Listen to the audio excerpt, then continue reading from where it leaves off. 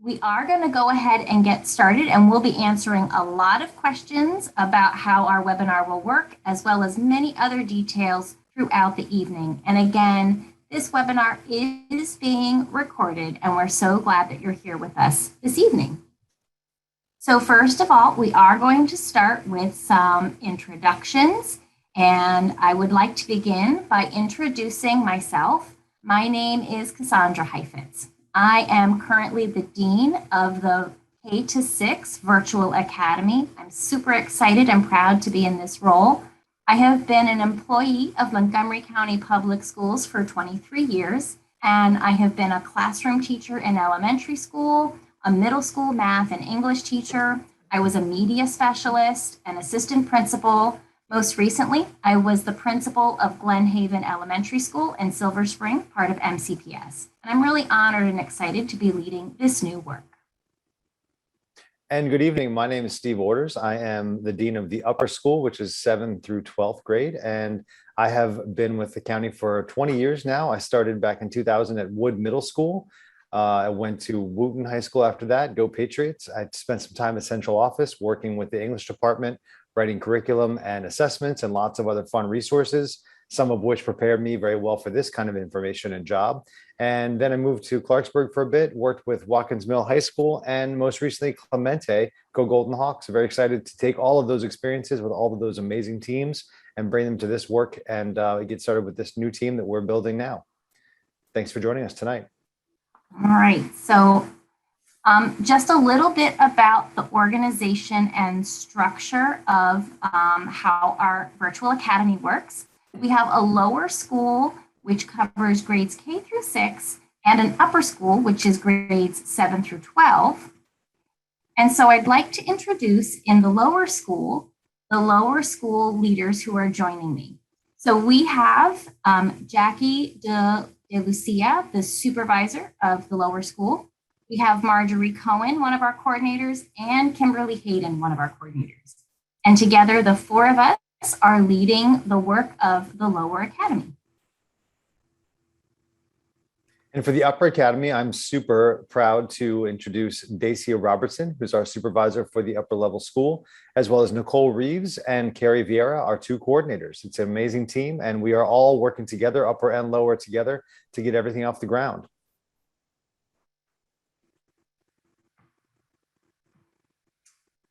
All right. And so, just want to draw everyone's attention to how our webinar structure works this evening. So at the bottom of your screen, you should see an icon for a Q&A feature. The Q&A is how you can submit your questions, and there is a team behind the scenes, and I think we need to get some of our team elevated to panelists, but we do have a team behind the scenes who will be working to answer your questions throughout the webinar.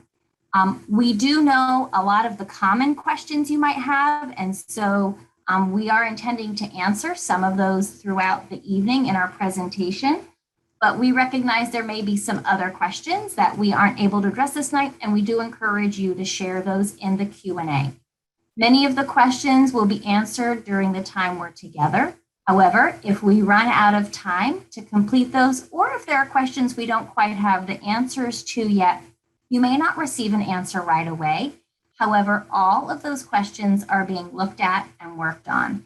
And the team of leaders that you just saw on the slides have been working on responding to the questions that we collected from last week's webinar on Thursday. We'll take this week's questions as well, and we will compile them into an FAQ document.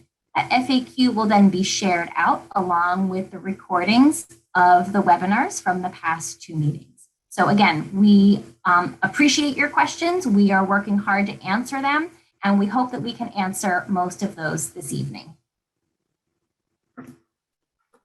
And speaking of questions, there are many questions even before these webinars that we have heard from our staff members, from our parents who are joining, from lots of folks who are asking these questions in many different ways, and we've anticipated some of them, and we wanted to provide a couple of answers in case that helps you to get some information. That's, after all, the whole point of this evening.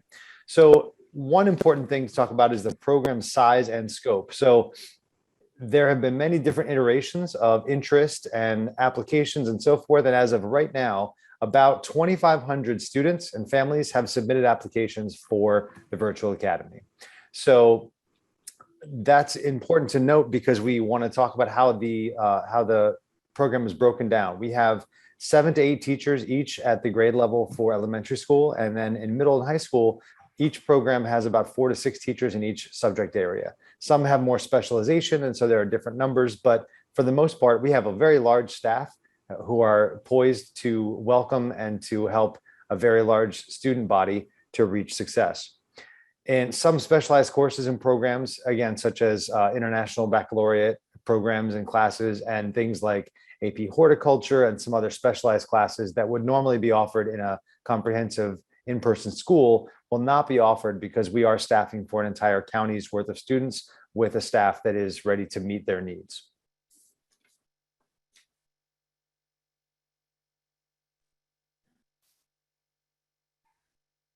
There's just a little bit of a lag on the slides. So just want to take people through the enrollment process. We recognize there may be a number of questions around this part in particular. So the first phase was when families applied to the virtual academy using the application and the MoCo virtual Dropbox. And those applications were accepted between basically in the month of June, but up till July 2nd. Each of those applications does get reviewed individually. And the first round of acceptances were sent in mid-July. As you saw from the numbers Mr. Order shared, 2,500 applications does take a little bit of time. And so not all of the families received an email in mid-July sharing the status. The applications do continue to be reviewed and acceptances are being sent out in batches weekly. Those messages go out by email. It is not a paper letter that is mailed. It is sent to the home email that the family used to register on the virtual academy. If a student has an IEP or a 504 plan, there is an additional review process for those, and there's an additional team that works through those. We want to make sure that those students are able to be supported in the virtual academy. And so with that additional process, that's beginning to happen now and over the next few days. Families who fall into one of those categories can expect to receive some communication from someone within the virtual academy. Families who have not yet received their notification will be contacted after a thorough review of the application and any supporting documentation. It is important to note that phone calls and emails may have gone out a while back, and if a family has been asked to provide some documentation, very helpful for us to have that. That documentation can be submitted on the MoCo virtual Dropbox. And just a bit more about that as far as the timing and everything else. As Ms. Heif has mentioned, students with IEPs are going to have IEP meetings and amendment meetings that will talk with parents about what can and cannot be translated from the original IEP. And so those conversations and meetings are being scheduled. They have not begun yet. And so that is going to take a little bit of time. And we are working with a great dedicated staff to make sure that those are happening right now. And once those happen, we can finalize the students who are going to accept based on those amendments. But until that occurs, until those conversations happen and the IEPs are finalized and amended, the students' enrollment in the virtual academy is not yet finalized. So look for that to be coming soon with contacts and information and lots more updates as far as what your student's IEP may look like. So after that review process and an email going out to the family indicating that the child has been accepted into the virtual academy, it's important to note that that does not automatically mean that the child has been enrolled in the virtual academy. There's still one more step, and that is for the family to finalize or confirm enrollment. And in a moment, we'll drop in the chat a link, although if you have a phone, you could use the QR code to access the Virtual Academy response form. The Virtual Academy response form is the tool that families will use to confirm their enrollment for their child or withdraw their application for their child. We recognize that after hearing certain pieces of information or perhaps circumstances have changed, a family may no longer wish for their child to be enrolled in the virtual academy. And so this is one of the ways that that can be communicated back to us. The form has a couple of options for families in addition to collecting some basic information. You can indicate that you're confirming your enrollment, that you are withdrawing and declining the offer for enrollment, that you are yet undecided because you need some more information about your situation for your child, or that you have not yet received your acceptance and therefore you're not ready to respond to that form just yet. So we're going to go ahead. Let's see if I can get that. Is there actually someone on our panelists behind the scenes who can help us get that link into the chat for our community? That would be super helpful. And I'll just share very briefly what that form looks like. It is a Google form. And so we are asking that you complete the information about email, your child's name, student ID number, grade level, your name or the name of the adult completing the form, and how to contact by email and phone, whether or not you've received your acceptance email. This is the question to indicate the enrollment status that you would like us to record.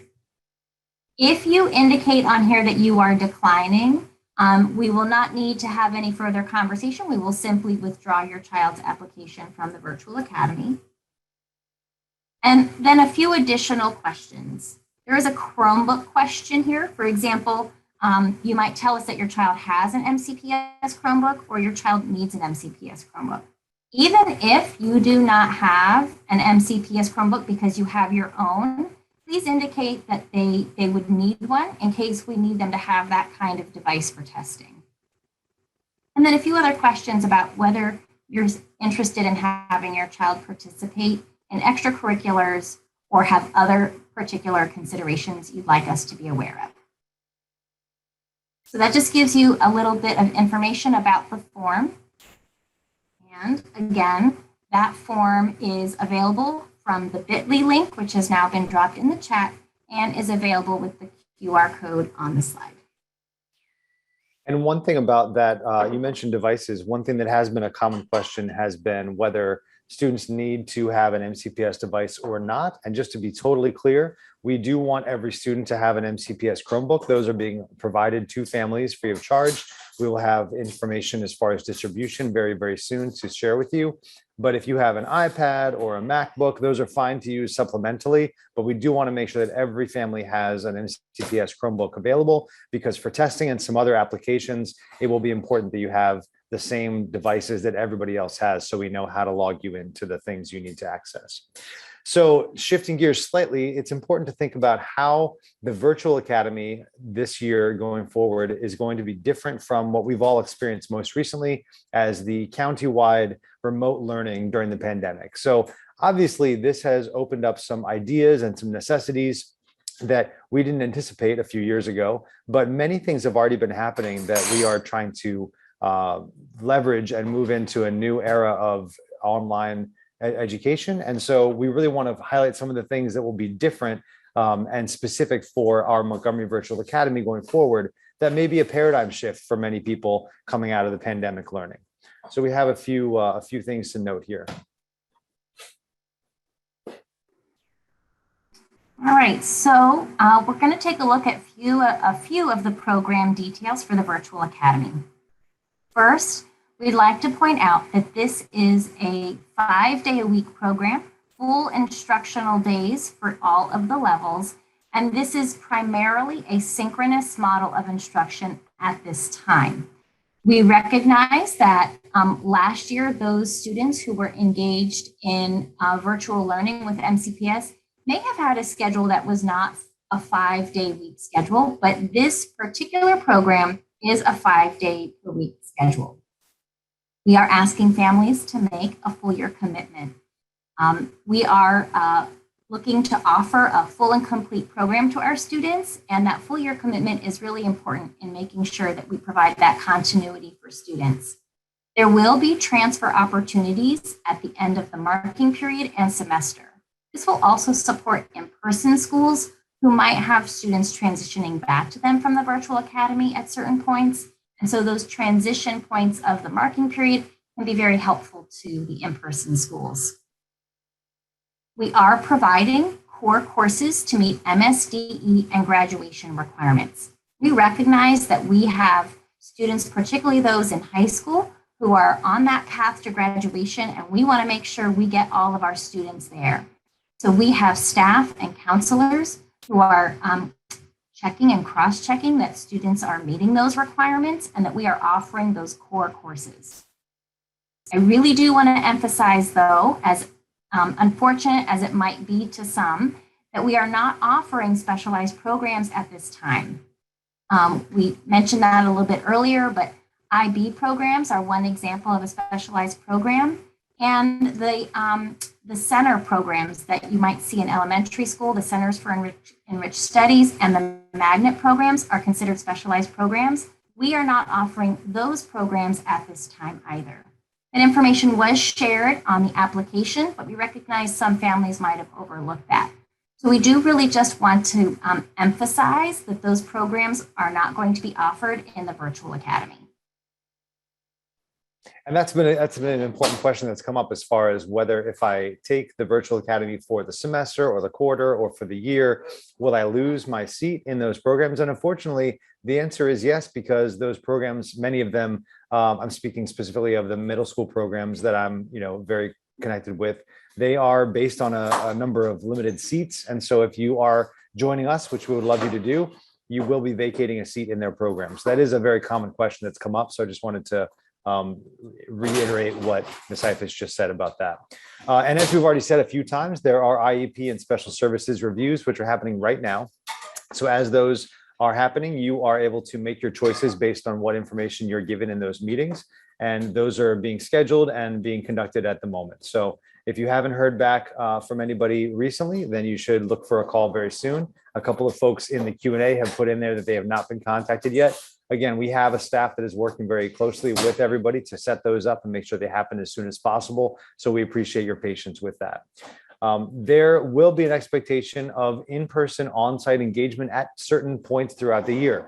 There will be more information coming about that soon. We don't have any specific dates or events that we're talking about at the moment, but we do anticipate that for some testing opportunities, for some labs, perhaps in science and so forth, lots of other ways that we might want to bring students together, either on site at a local school or at a centralized location. More information will be coming, but there will be an expectation at some point that students are engaging in person, and sometimes they'll be optional. So we'll, again, share more information on that as it's available. It's also important to note that report cards and diplomas are going to be handled by the homeschool. So many of the record keeping issues are going to be connected to the homeschool. As you may or may not know, there is a dual enrollment. So students are enrolled both in their homeschool and in the virtual academy. So you can access many of the opportunities that are at your homeschool, as well as things that we offer with the virtual academy. And as I mentioned before, technology will be provided as needed to all students. So if you have any questions or any needs about technology, whether that be Chromebooks or a MiFi device or something to get you connected online, then please let us know what you need, and we will be sure to get exactly what will match your students' needs as quickly as possible.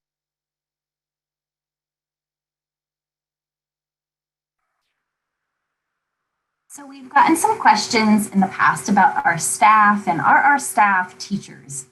So we are super excited about the staff that we are bringing on board to the Montgomery Virtual Academy. We have selected teachers who excelled in using technology and engaging students in the virtual setting. We are lucky to have had the opportunity to talk with teachers over these past few weeks and hear how they learned and grew as professionals last year and the spring prior to adapt their instruction. And we selected the very best teachers to join us in the Virtual Academy who will be engaging in these ways. The majority of our staff are actually experienced educators from MCPS, Although, as with any school or program, we do bring in staff from a variety of areas. Staff will have teams that will be there to support them. So we have grade level teams, mostly at the lower grades, and at the upper grades, teachers will be organized into subject specific teaching teams that will help with planning, content alignment, and ensuring that instruction is really elevating all of the elements of the standards and the curriculum and the skill set of our staff. We also get questions about class size. And so we are working to align class sizes with those of in-person instruction. We recognize that the student to staff ratio is important to ensure that students have the best experience. And so families can expect class sizes to be similar. And we're fond of this little phrase that our staff are virtually the best in MCPS. We truly are excited about the staff joining us, and they have been super excited as well. And we look forward to working with them in the coming year.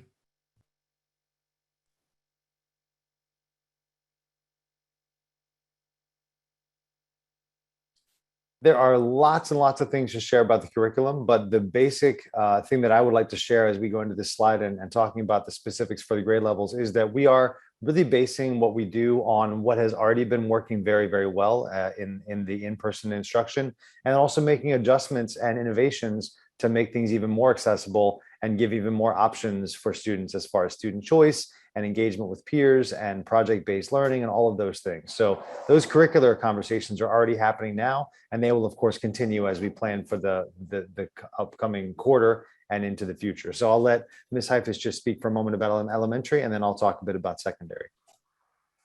Right, so in elementary school, the students in the virtual academy will be using the same basic curriculum that are being used in the in-person schools. So for literacy, that means we will be using the benchmark ELA curriculum as the core curriculum. We'll be using Eureka for mathematics and MCPS curriculum for all of the other subject areas, science and social studies and health. We've had questions about whether or not accelerated math is being offered in the elementary school. That would be the 4-5 math at grade 4 and the 5-6 math at grade 5. And we are offering those two courses for the students who were recommended by their home school only. I'll now turn it over to Mr. Orders to talk about middle and high school. Thanks so much. So again, some familiar phrases and names you'll see here. Study Sync is for ELA or literacy. We have Learn Zillion for mathematics, and then of course the MCPS curricula for all of our other subjects.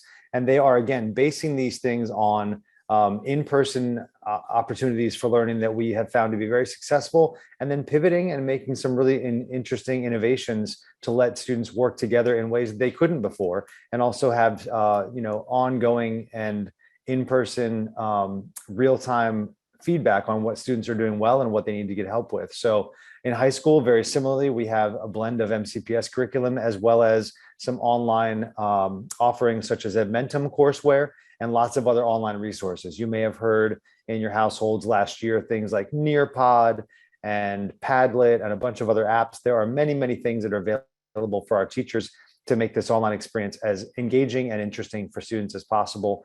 And you can also look at the secondary course catalog, which is listed here at the bottom as a draft. There's a link in our presentation, which of course we understand you can't click on because we're presenting, but this information, this actual live recording, as well as the one from last week, will be posted, I believe, tomorrow. And with that posting, we'll also go to secondary course catalog. So you can take a look at some of the things that are being offered that are exciting, and also make note of some things that are not being offered. As we mentioned before, IB programs and courses are not being offered at this time. However, we do have many AP courses that are being offered, such as AP Literature and AP Language. So you can take a look at the course catalog and see which things you might notice from your previous school that you wanted to engage in. And as there are questions about what is and is not offered, please reach out to our office and we can help you. Here's a glimpse of what that course catalog is going to look like when you log in and experience it yourself. As you can see, it's organized by grade level as well as by course. And then you see that each one has a brief description, just like the course catalogs for our in-person schools. So lots of information here, a very robust document. It is a draft. because we are working through the course requests of all the students across the county who are coming to us. And we're trying to see what is offered, what is possible to offer, and what might not be possible based on our ability to reach into these very specified courses. So when that goes up on Tuesday, tomorrow, please take a look. And as you have questions, let us know.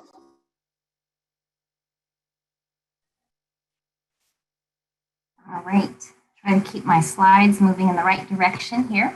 So just to speak about a few other resources that we do have available to students in the virtual academy.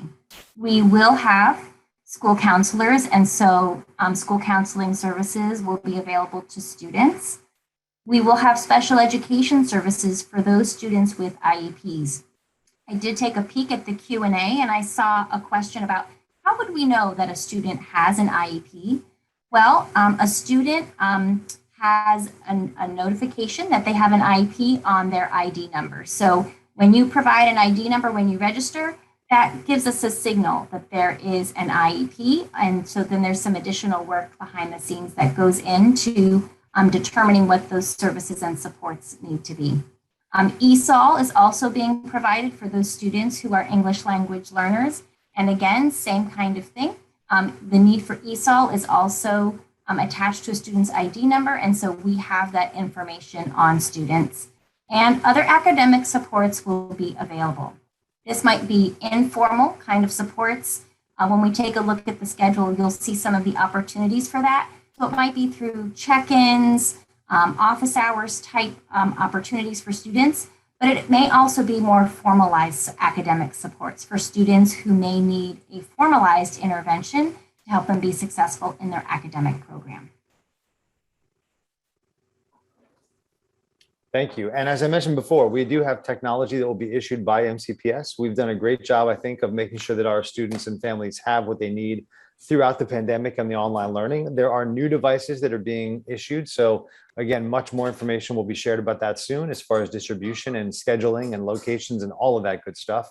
And one thing that's important to note is that most of our classes, all of our classes will be conducted using Zoom, but as well, there will also be many other applications that you and your students will want to be familiar with if you aren't already, including My MCPS Classroom, which is also called Canvas, and other Google applications such as Sheets and Docs and so forth on a daily basis to complete and to submit work.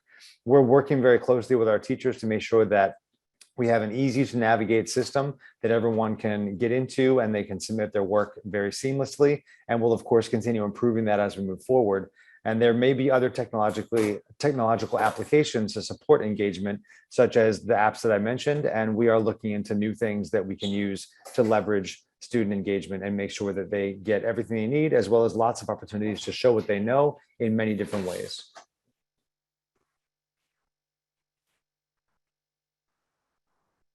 We do want to acknowledge that there are students who might choose to participate in extracurricular activities and sports, and we wanted to design a schedule that would still permit students to participate at their home school with those activities.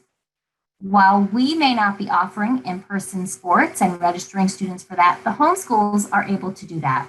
And so we encourage families to communicate with the homeschool to register for those sports and other activities. We do hope to be able to offer virtual clubs and virtual activities down the road, and they are being explored for the future. All right, let's talk a bit about the schedule. That is a big question on everybody's mind, and it's of course very important because it drives the daily experience of all of our students and staff. And so we wanted to, before we get into the actual schedule itself and give you a tour of how it's all going to work, talk about how we got to this place where we decided all of these things to make this the best experience possible for our students and families. One big thing that we really wanted to try to emphasize and to make sure we could ensure is a common lunch period across the different levels. And as you can imagine, it's a lot to schedule in an individual in-person school, whether it's elementary, middle, or high school. But we really thought that it made a lot of sense for the virtual academy to have a similar lunch period across all three of those levels, which is something that is a bit tricky to manage. So we really wanted to make sure that all the decisions we made about where the classes would happen and what the timing would be, we wanted to protect that time to make sure that we had common lunch for everybody, because we know we have families with students in multiple grade levels and multiple schools, as you will. And so we wanted to make sure that they had that chance to be together, to maybe have some social time together and have a break at the same time. So that's a big one. We also wanted bell times that would promote cross-level staffing needs. So we have some folks who have specializations in a particular area who may meet with younger students in the morning and may need to meet with older students in the afternoon. And so making sure that those grade level staffing needs were lined up correctly was a very big, important piece of our decision making. We also wanted to have some flexibility for part-time participation because we have some students who are joining us for just part of the day because they have other things such as internships or CTE programs and so forth. And we wanted to make sure that we can make sure that we schedule to meet the needs of as many students as possible. Also, we wanted to, as we did before, build in some time for student support and social emotional learning, because we all know that there's very important learning that happens during the class time on Zoom, but there are also important moments during the day that happen where it's smaller group time, or teachers are meeting with students individually, or there may be student support sessions where teachers meet with a group of students and help them to reach their potential. And so we wanted to build in that SEL time during the daily schedule as well. And finally, we want to have time for students to transition from their classes, from their school, to after school curricular activities at their assigned school. So they are, if we haven't mentioned that before, or we'll mention it again here, they are able to access those after school activities in their home school because they are dual enrolled, and they'll need to talk with their schools about how to sign up for clubs and sports and so forth. We wanted to make sure they had some time to get there, especially in the upper levels. One important note that I want to throw in there is that at this time, there is not a transportational provision for students to get from their area to their home school. So if that's something that you think you will need some help with, then please note that in the response form. We would like to put some things into place, but we obviously can't schedule for things we don't know about. So please let us know if you have a need, and we will see what we can do to meet that need. But this time, there is not a scheduled transportation to the home schools to help students get there. So let us know what you need, and we'll work towards that. So now we're going to take a look at some of the information about the lower school elementary schedule. As you heard Mr. Orders talk about, one of our big priorities was a common lunch. So the lunch period is aligned to the upper school. The daily schedule for K to 5 is 9 a.m. to 3:25 p.m., 5 days per week. This is aligned to what are considered Tier 1 bell time schools in MCPS. The day will start for nearly all grade levels with a time for social emotional learning instruction and a morning meeting. And then throughout the day, depending on the grade level at different points, there will be math instruction for 70 to 80 minutes daily, literacy instruction for 100 to 110 minutes daily, and daily time for science, social studies, health, not necessarily all on the same day, but those are times set aside across the week in the schedule. Weekly, the students will also have what are called specials, which is art, music, and physical education. And those will meet for 45 minutes at a time when they do meet. There's also built-in daily time for targeted student support, which is something you heard me talk about a little bit earlier. So now we're going to take a look at what a sample elementary school day might look like. Again, this is a sample because not all of the grade levels can have identical schedules. This is the morning schedule starting at 9 o'clock until 9:25 when that morning meeting would occur and that social emotional learning lesson. That might be then followed by the math block, a 10-minute break, and then part of the literacy block all before that lunch and wellness break from 11:35 to 12:35. In the afternoon, when students would come back on this schedule, they might have specials right after their lunch break from 12:35 to 1:20, have a brief break, and then transition back into the remaining part of their literacy block. 25 minutes set aside for science, social studies, or health, depending on the day, and time for that targeted student support from their teacher. That student support time may or may not be on the screen with the teacher. It might be independent. It might be something that the teacher has on a rotation schedule. So it's important to recognize that that might not look the same every single day. and then some time for closing. And we know that kids love to spend a little time saying goodbye at the end of the day before their dismissal. Let's take a look at the middle school schedule. So I'm going to walk you through this, and there's lots to look at here, but basically we have really tried to leverage what we saw as some benefits from the 60-minute blocks that we experienced in our online all together learning.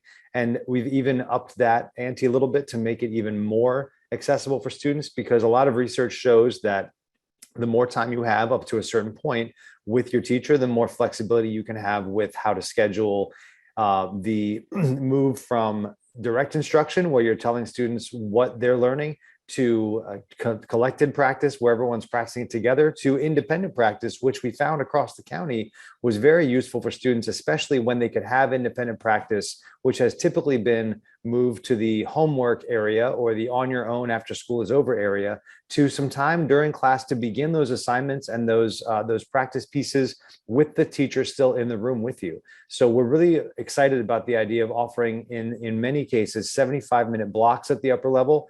And we do have, as you see, period 1 and period 2 alternating from A day to B day. And then in that middle block, that third period, we have a 40-minute piece where that student would see that teacher every single day for a shorter amount of time. So again, that flexibility, even though we have a block schedule, they can see them more often during the week. And so they'll have that advantage. So there's give and take on both sides, but we think that's very valuable for those folks. So as we rotate through the day, you'll see that we also have that common lunch period, as Ms. Heifetz mentioned, at 11:35. They have an hour to have some lunch and wellness, get a little bit of a break.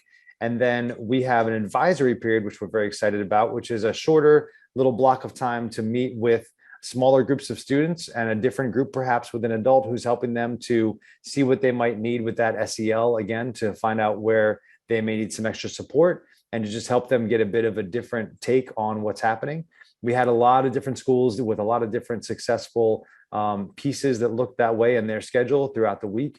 And we think that's a great time for adults to help students with, less specifically focused on scholastic needs, but maybe figure out what's happening with them and have a chance to connect it a different way and get some of that social connection. That's followed by another 75-minute block. And then the day rounds out with the middle school with a 40-minute student support period, which we again feel there's lots of flexibility for maybe some small groups meeting, some office hour types meeting where students might schedule time with a teacher they need to see to get some more help and so forth. And so that's our middle school day in a nutshell. Moving to the high school model, we have a lot of similar things in place. We have the beginning of the day really is focused on having period 1 with some students who might need to have a special class need because they can't schedule something during the rest of the day because they have an AP class or a CTE need or something else. We think that many of our students will have what's called a support period in that beginning of the day, similar to the middle school period, where you have a chance to check in, get started, have a bit of a non-subject specific get started kind of time. But some students will have a period 1 class schedule because their needs for their schedule will enable them to get all the classes they need in that first period.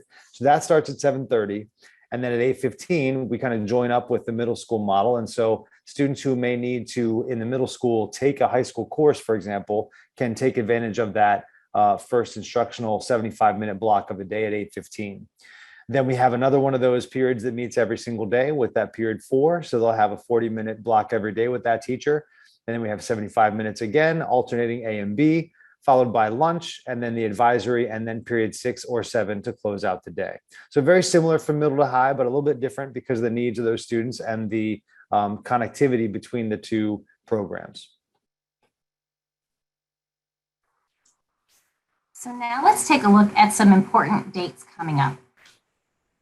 We recognize the start of school is coming fast. So on Thursday, August 26th, there will be the student orientation for grades 7 through 12 for the upper school. Will be online orientation, and the specific schedule and details will be shared in advance. On Friday, August 27th, we will have the student orientation for the lower school for K to 6. Again, that will be online on Zoom, and the links and details for accessing that student orientation will be shared in advance. The first day of school for the virtual academy is the same as the first day of school for the rest of Montgomery County Public Schools, and that is Monday, August 30th. We also know there will be other dates and events throughout the year. One of the first ones that usually comes up in September is Back to School Night, and we will be announcing those dates shortly. We want to note that we will be following the traditional MCPS school year calendar throughout the year, which can be found on the MCPS website. Please note that we do not follow the innovative school calendar, which works for just a few schools in MCPS. And so it's important to make sure you're looking at the traditional school calendar when figuring out which days we have as professional days, early release days, and other holidays throughout the year.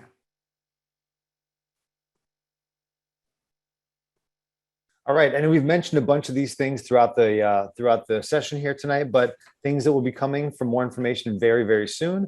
We'll have some more information about meals, distribution of materials, including both technology, which you've mentioned as far as Chromebooks and MiFis and all that, but also things you might need for your classes, such as study sync books and so forth. That information will be coming to you very soon. There will be the parent FAQ, which is already up and is always being updated. So the questions that we're getting tonight, as well as last week and throughout the future, we'll be putting those up with answers to them so you can plan yourselves accordingly. There will be more information about how to get help with Synergy and my MCPS classroom, easy for me to say, because we know that while everyone's been using these things, certain parts of them are changing and there's always room for improvement. So we will have some more information on how families and students can get some more help with how to get up to date with Synergy and my MCPS classroom.